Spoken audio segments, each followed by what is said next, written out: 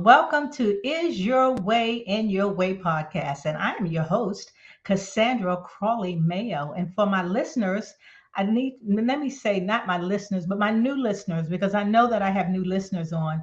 This podcast is about for those who are ready. I mean, really ready to move forward in your lives, mitigate those self-imposed barriers that's preventing you from living your best life on your terms.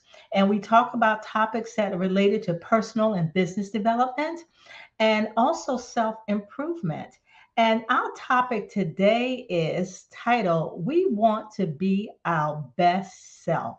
And I have a special guest on that knows more about this than anyone that I know at this moment. And I am looking forward to taking a deep dive and find out what that means. We want to be our best self. Do we really want to be our best self? Or are we in our way of being our best self? We're going to let our guests share. And I'd like to welcome to the podcast my guest, and her name is Carol Stizza. You got it. And almost pronounced that wrong. And before we get started, I'd like to read her bio. Carol Stizza is a professionally certified executive coach, a senior human resource professional, and has a background in industrial organizational psychology. She has also survived 3 different car accidents and stage 3 cancer. Resilience, grit, and an impatience for life have all been constant companions as she has supported her Air Force husband and moved her family around the United States for 26 years. Her ability to help clients navigate change, clarify what is important, and step into better conversations have led her to be a contributing author in 2 books and now releasing her own on the Ask framework, questions that elevate your influence, performance, and leadership. And I'd like to welcome her again. Carol, welcome to Is Your Way in Your Way. Thank you so much. And I love the title of your podcast. Thank you. Thank you. Well, I was reading your bio. There's something, I have a question. When you talk about you have an impatience for life, have all been constant companions, what does that mean, the impatience for life?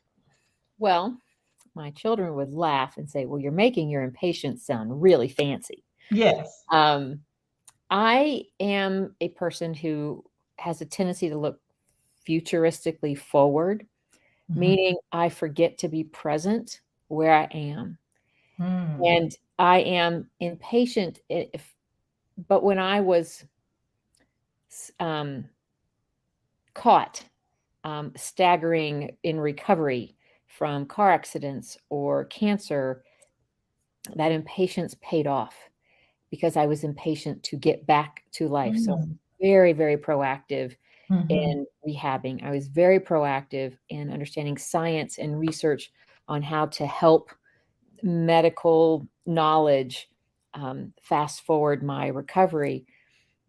So it was my doctor who said, well, your impatience is paying off.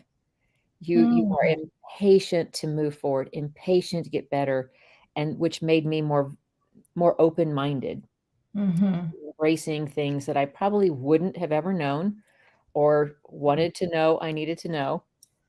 But I was really impatient for tomorrow to happen. So I think, like that word impatience, there's a negative side and there's a positive side. Yes. So impatience can get in your way or it can help pave the way. Yeah. It's up to us to balance that to make it work the best way possible. Yeah. And so it sounds like this impatient worked for the better In these because it paved situations, the yeah. way for something that my audience would love to hear about. And I say that too because all of us, you know, uh, I always say, welcome to the real world. Welcoming to the real world is just life. Stuff just happens. Unexpected, expected, just some crazy things. So I'd like to know, and I know all my listeners have gone through something, and I wanted to know, because yours paved the way for some great and mighty things. And I understand what attributed to that was like, look, I'm impatient, I'm ready to get well, and I'm ready to move forward. So what happened to you since that time, that whereas you were able to get out of your way and move forward? Well, I would say I did get out of my way in a lot of ways, but I was still in my way Hmm. because I was looking out in the world trying to be like other people. Well, they're successful. I should do that. They're moving up. They're getting promoted.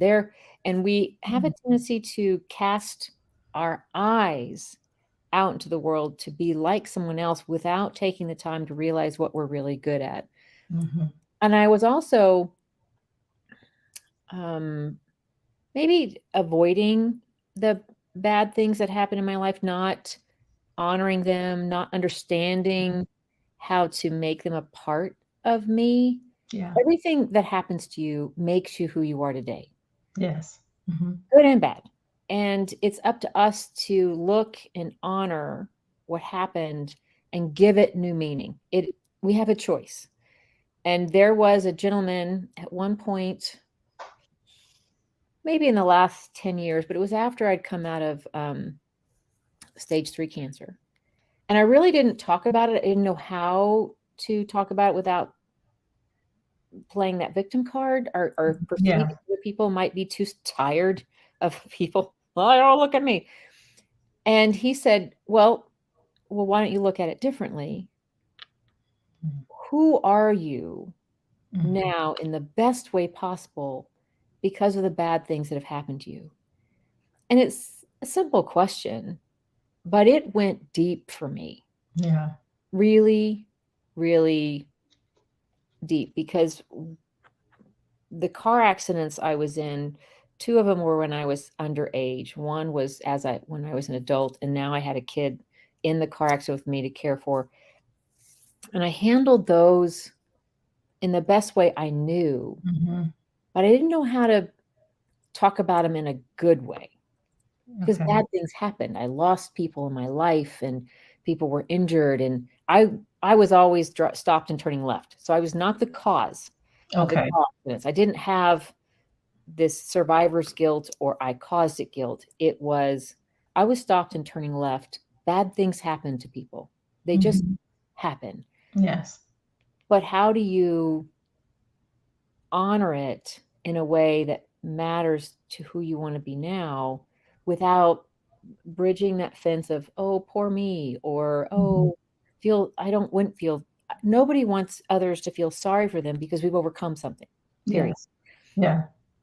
But I got to look back and go, well, who am I in the Hmm. best way Okay. because of losing my family members? Who am I in the best way because of being, physically broken? Who am I now in Hmm. the best way? And I think it's a question we all should at some point ask ourselves, Yes. because like you said when we were chatting earlier, we are really good to list all the dramatic things that happen in our day, all the Yes. bad things. But we're so unaccustomed to giving credit for the good things That's right. that if I ask somebody to attach the good to the bad, Yeah. that's a new territory. That's right. And so we do get in our own way. Yeah. We And really yeah, do. yeah, and I like the title um, that we came up with, is we want to be our best self. And I think about that. I'm like, well, do we really?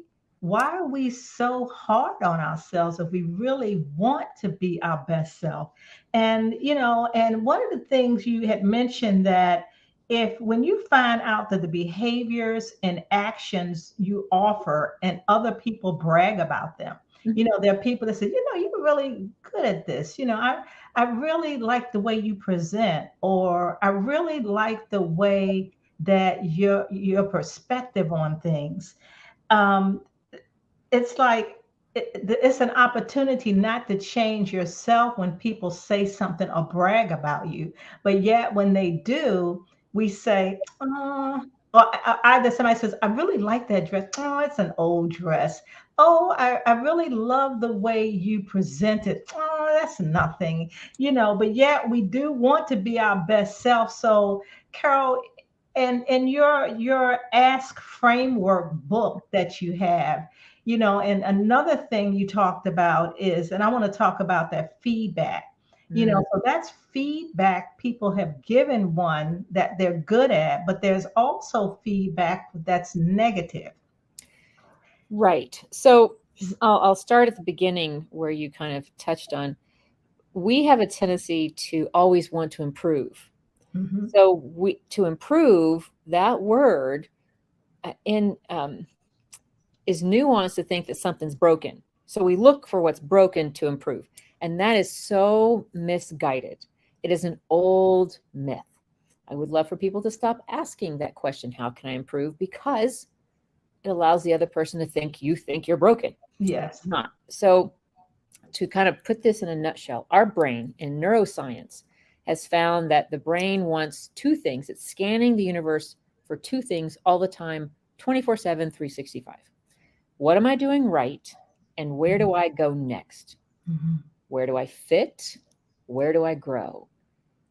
If we're looking for that, and if you take a moment to think about social media, they have captured that so brilliantly. Yes. Look for things we love. We see something we don't, delete, hide, get rid of it.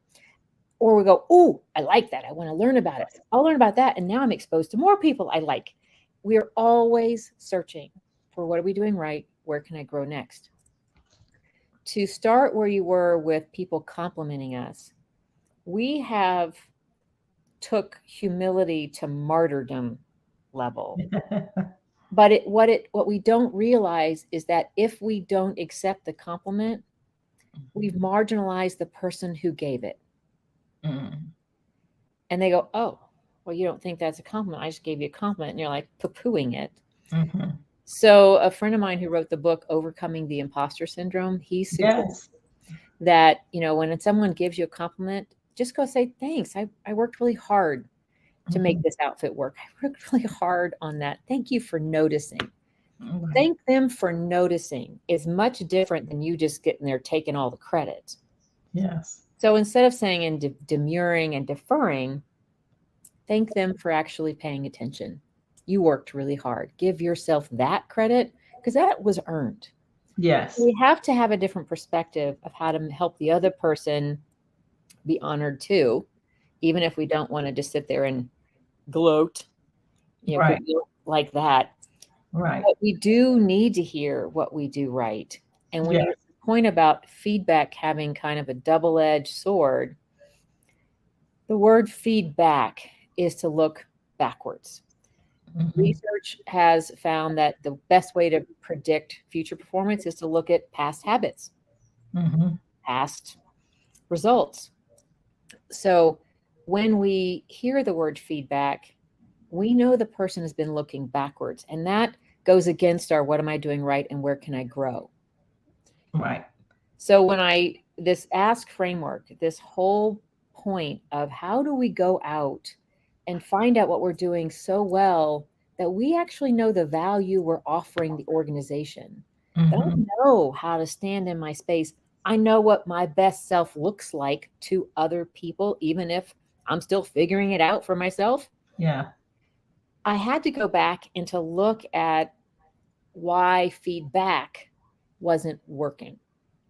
And sure enough, in all the research, they found that feedback, any feedback discussion, quote unquote, was listed in the top 5 most conflicting conversations at work all the time. Hmm. And teaching people how to give good feedback failed 95% of the time.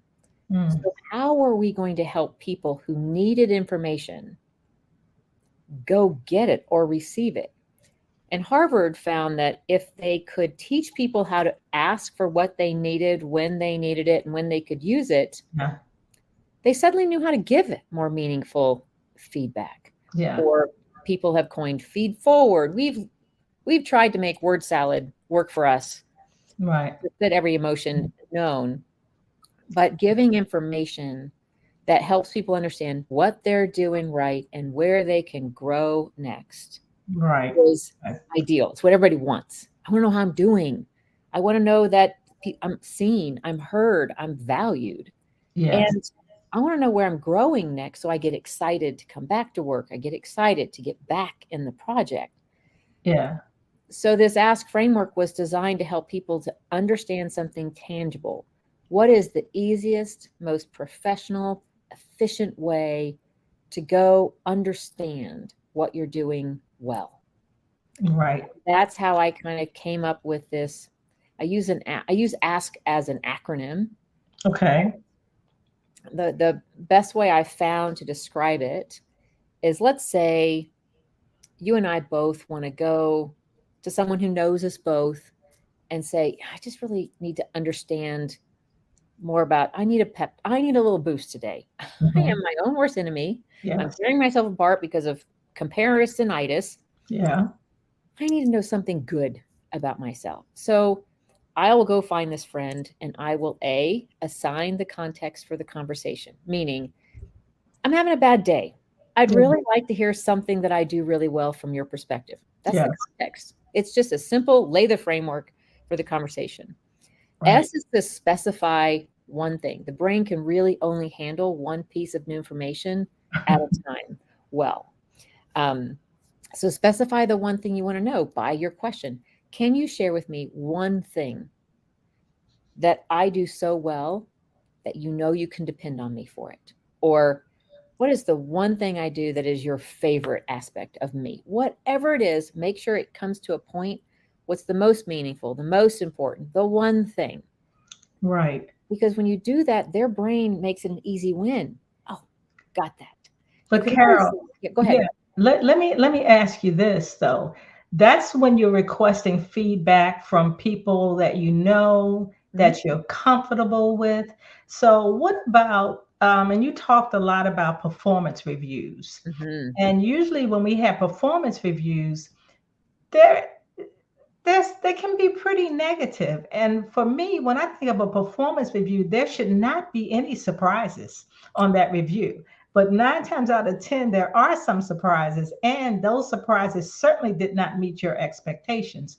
But then you talk about how can I reframe that with I'm talking to my boss when they're giving me a review, and there was some ask framework that you use for people that, and I know my listeners, have performance reviews and they've not been so great, and there's some of them may have been, but how would they go about asking or getting feedback from their bosses when their feedback was somewhat negative? Sure. So my background is in HR. So trust me about performance reviews. When they happen, if they ever happen, Yeah. everybody's dragging their feet. Um, the recipient drags their feet because they think that they're just going to remember the most recent things and they really want credit for the whole year.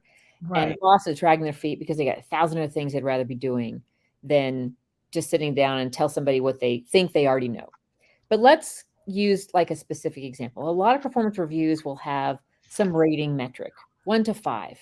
You're doing 4 out of 5 on this topic part of your job description. Hmm. Anytime you've got a performance review where you're not hitting all the fives, because Yes. there's some people who don't believe in giving fives, which I would like to school them on what to do Yeah. next. Yeah. If they're making a 5, give them a 5 and then change the job description. Um, but let's say you go in and there's a part of your job that you got a 3 out of Yes. 5. And they're like, well, one of the best ways to reframe that into a growth conversation is, I see I've got a 3 out of 5. What am I doing so well that that 3 is just consistent? What am I doing Mm, really well that makes that mhm, 3 a good 3? mhm. What's the one thing I can do? What's the most important thing I can do? Whatever, how you want to say it, to go from a 3 to a 5. Okay. So if we assign the conversation's already assigned because of performance review, so you can get specific. Let's go to number 7 on my review. That's the context. Okay. What's one thing I'm doing really well? You can always ask that. Or you've shared with me what I do well, because that's easy stuff for Yeah. bosses to do. They like the nice parts. Yes. What is the most important thing I need to do starting today to go from a 3 to a 4 or a 3 to a 5? Mm-hmm. What is the most important thing? And then, Kay, know that people have a different perspective based on their position. So ask them, can you share with me how you would recognize me doing that? Okay. You don't know what they're looking for. How will you notice? Okay. And then you can ask follow-up questions, which are what and how questions. What's the first thing you think I should be doing? How should I tackle that? What and how questions are going to keep the conversation moving forward on that topic. And when you've completed that topic, then you say, okay, can we go to number 11? New context. What's Okay. the one thing, most important thing, most whatever? Share with me how you'll recognize change, what and how questions. Okay. Well, we talk about, so that helps. I want to kind of talk about the value, Sure. because do based on your research, yeah, we'll say we're valuable, but does value correspond, you think, with the good stuff that we do?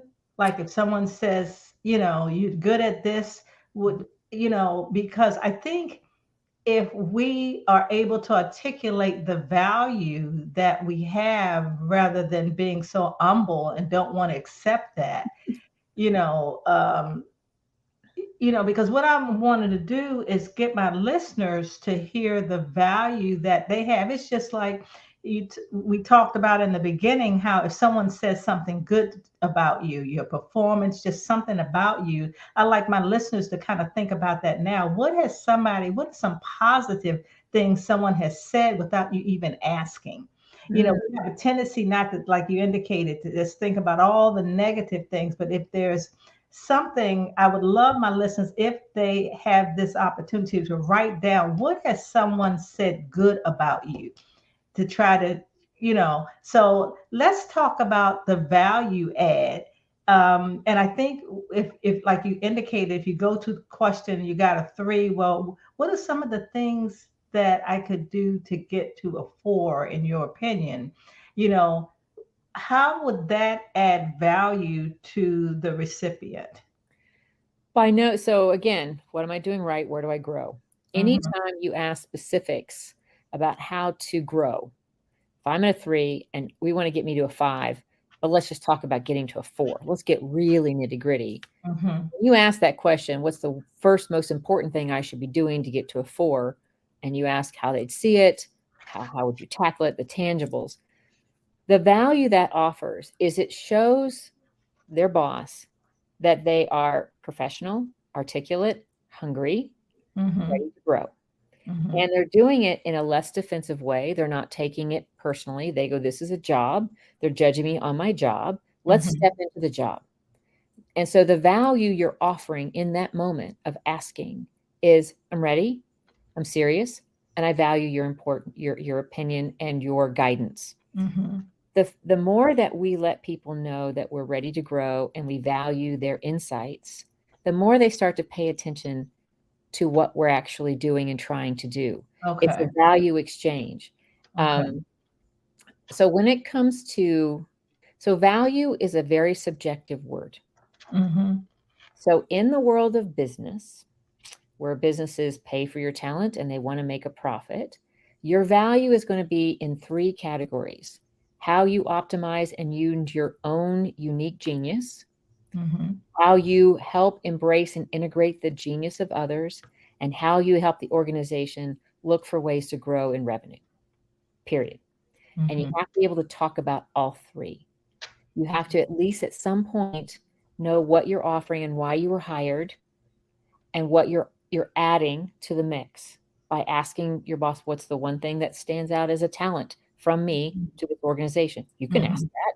They'll go, the one thing. You want to ask for one. Don't say, what are all the things? Because you'll miss the opportunity to know what they value One most. thing. One thing. Okay. Okay. When you're looking for ways to understand how well you're doing integrating others, you can ask for that too. Okay.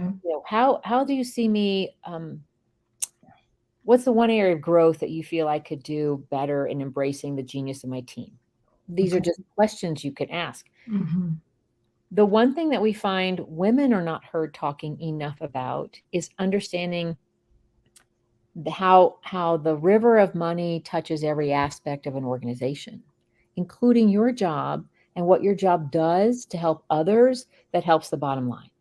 Mm-hmm. So take a moment and understand the river of finance in your organization so that if you know you're doing all the data entry and you have no mistakes, so it's always accurate, that's a huge efficiency of time use and it has a ripple effect of success. If Mm-hmm. you are integrating your team and they are all getting to know each other, value the talent, and leveling up with less drama, no distractions, then your Mm-hmm.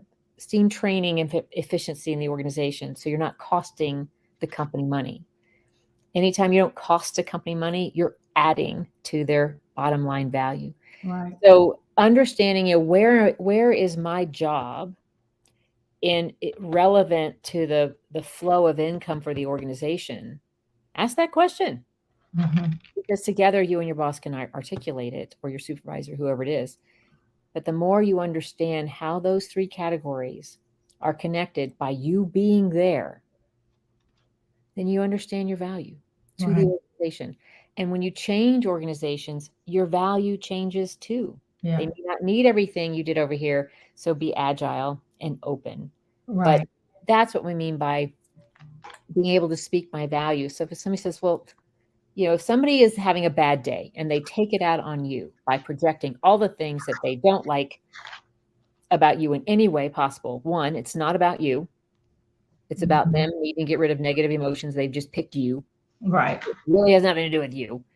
You just need to know that they're frustrated and hold space for them to be frustrated and not take it personally, which is very hard. Yeah. It is the reality of that moment. But let's say they come at you with all these different things. You can always come back and say, you seemed to have a bad day yesterday and was very frustrated. But you said some things about my performance that maybe we should talk about. But first, before I go into what was said yesterday, I'd like for you to take a moment and tell me what it is that I do really right in your eyes. Okay. Okay. Just always start there. It rocks the boat in the best way. Okay. So if they ask that question, what do I do great in the eyes? So that's not necessarily something that would have been on the review, on the performance review. Maybe not, Okay. All because right. performance reviews are formatted. So Mm-hmm. sometimes there's not space for the really unique good stuff. So if they're Okay. using a form, they're restricted by the form as well. Okay. So you always can ask, put this form aside. What's one thing I do really well that couldn't be on the form? Mm-hmm. And Okay. ask how they see it and how do they experience it? How does it affect their job in the best way? We get to be new detectives collecting things that other people give us credit for that they don't tell us to our face. So Carol, what triggered the passion that you have in Mm, regards to these performance reviews? And that's not the only thing we get feedback from, but and knowing your HR background, but it's something that happened that has triggered you to really have a passion and to do this ask framework. What was going on during that time to make you want to do this? There was a moment when I watched a young employee just confidently walk into a performance review and then just slink out very dejected. Mm-hmm. And I go, what is going on that takes the power away from the receiver? Mm-hmm. And it's perception. Yeah. Interviews should be a conversation. They're not, you sit, they ask you questions and you just answer the questions. You get to interview them too. You get Yes. to offer information you think they really need to hear about you. Right. Same thing in performance review. So when I started to look at how do we bring equity of power into the performance review conversation, we had never taught anybody who was receiving information how to lean in and Okay. ask for what they really wanted to Okay. know. And Okay. that was a turning point for me, is just equitable Mm-hmm. conversation power. Mm-hmm. Mm-hmm. And what would you say for those people that a little like you say, ask for what you want to know, but sometimes that's difficult. Oh yeah. Yeah. Oh So yeah.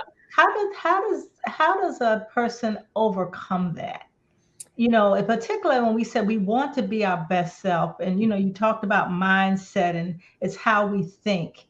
Thinking is everything on how we think.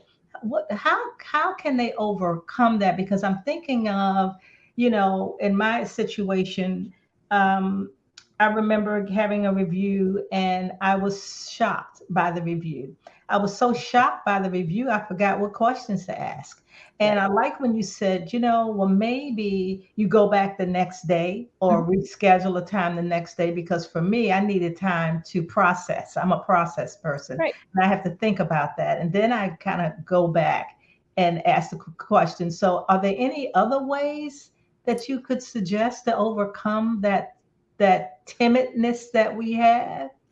So it's okay to go into performance review with a list of questions about what you want to know. So I encourage Okay. everybody to sit down and go, what is it you really want to know? Like, if there were no ramifications, what would you ask your boss? Okay. Really ask your boss about Okay. you and your Okay. performance.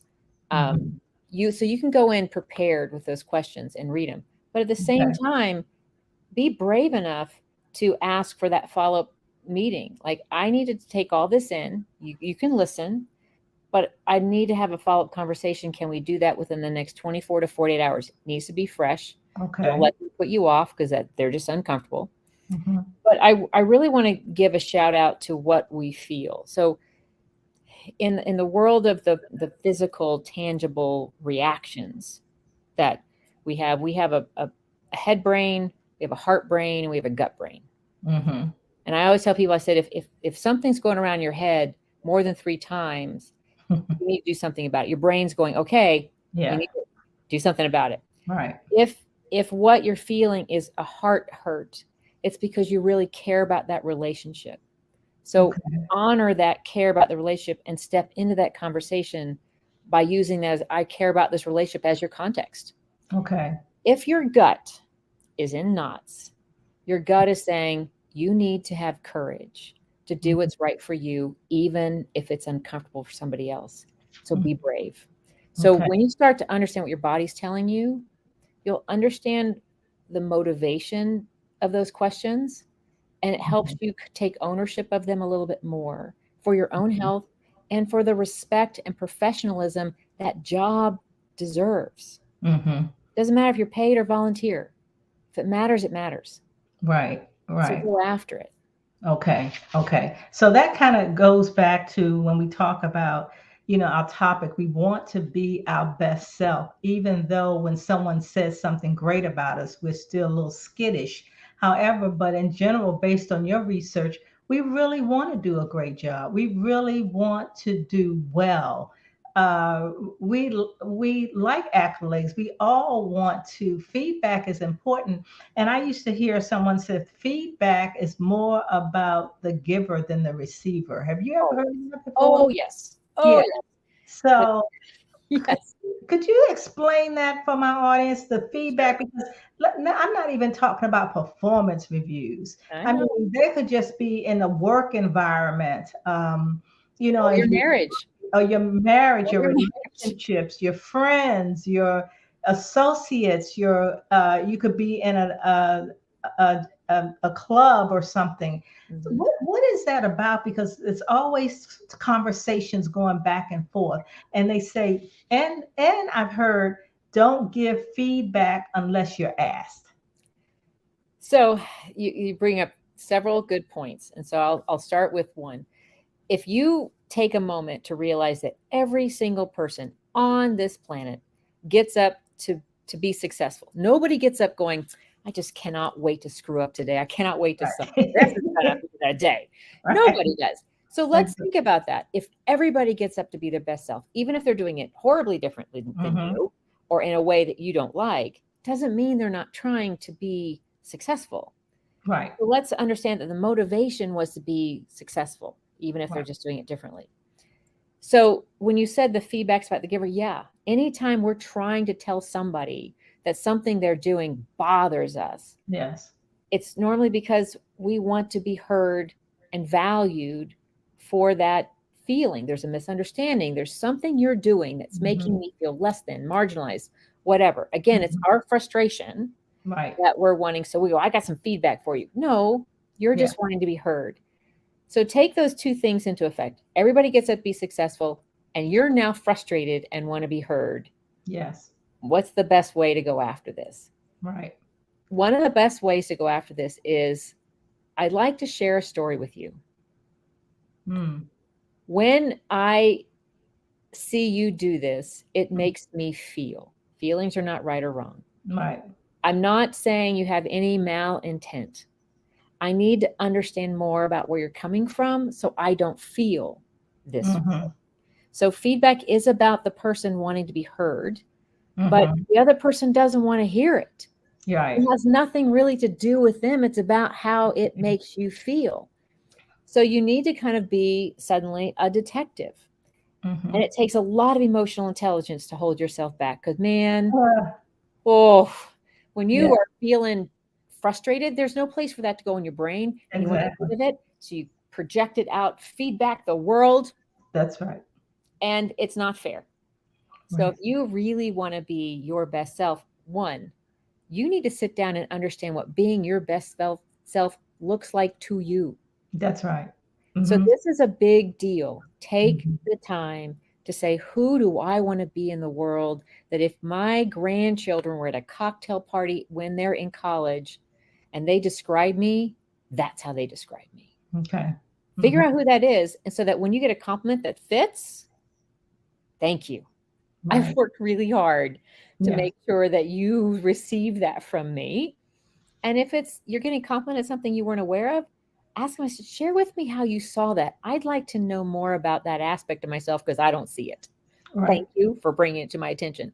Um, but I think to correlate and support and honor the people who listen to your podcast, we want to be our best self. We first have to take a moment to recognize who our best self is when they show up. Yes.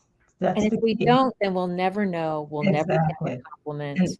that is so important. And that's when I say, to live your best life on your terms. And people like, okay. So if I give you a scale from 1 to 10, 10 being the highest, where would you be in living your best life?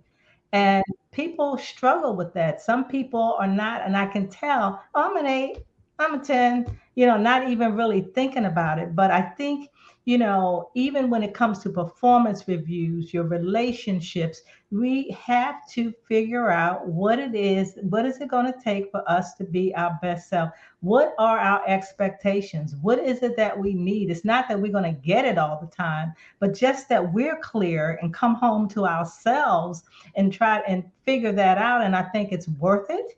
Mhm. That is a value to figure out why go. Like I loved it when you said we the people don't wake up. Well, some people may, very few, wake up in the morning and say, okay, what bad can I do today? Right. How It's kind am of I like going to so screw this all up? like so what good can I do today? What can I do to make a difference? If it's you just have to kind of, it's all about those relationships and relationships you have at work and just overall relationships. So Carol, if I ask you, well, let me ask you this. If my audience, my listeners want to get in touch with you, how would they do that? Well, I'm on LinkedIn with my name, Carol Stizza, and it's Carol with an E and Stizza with two Z's like pizza. So it's just one of those really unique names I married into. Right. But I'm on LinkedIn, and I love to get to know people on LinkedIn. Just let me know you heard about it from the podcast, and that'd be just brilliant. I also have a website, relevant-insight.com. Okay. Because I think when I was I think we're all trying to feel relevant Yeah. in some area of our life. Um, and so those are the two best places to go. I work with a lot of leaders who lead people, Hmm. and I offer them a self-assessment on their leadership. And like you said, rate from 0 to 10. And I like to ask people, if you're a 6, what would get you to a 10? Yeah. Describe to me what 10 looks and feels like to you, so that I understand where your motivation, your aim is. And I think with the listeners of this podcast, sit down and make a list of every aspect of your life that brings you happiness, or you want to bring you happiness, Hmm. and rate yourself from 0 to 10. And then ask yourself, well, what would it look like if I got to a 10 there? Like, um, with your children, with your nieces, with your family, with your dog, with your neighbors, Right. at work, with a coworker, with your boss. Go Yes. ahead and be as specific as you want to be, because that's where the clarity for where you get to grow is next. And Yeah. it has more meaning for you to work Yeah. out. Yeah. Yeah. Well, Carol, I want to thank you. It's very insightful information. I'm certain my listeners got something from this, because I know that I did. And I do really want to be my best self. And I know my listeners really want to be their best self. And I'd like to leave them with this, is to sit down and determine, what does that look like, as Carol indicated, in every aspects of their lives? What does that look like? It's worth you identifying it, because you are of value. And I always say that we're just not here just to be here. We're here for a reason, and to identify what that reason is. And I tell you, that's where the magic begins. So, Carol, my last question to you, though, if I gave you a scale from 1 to 10, and 10 being the highest, so you living your best life, how would you score yourself today? I'm on the way from an 8 to a 10, Very good. because at the moment we get to a 10, we set a new goal. Exactly, exactly. So I'd like to thank you again. And my listeners, you know where you can reach Carol. And if this podcast has just been a blessing to you, please share it. I'm on every Wednesday at 1 p.m. Eastern Standard Time. Thanks so much, and bye for now.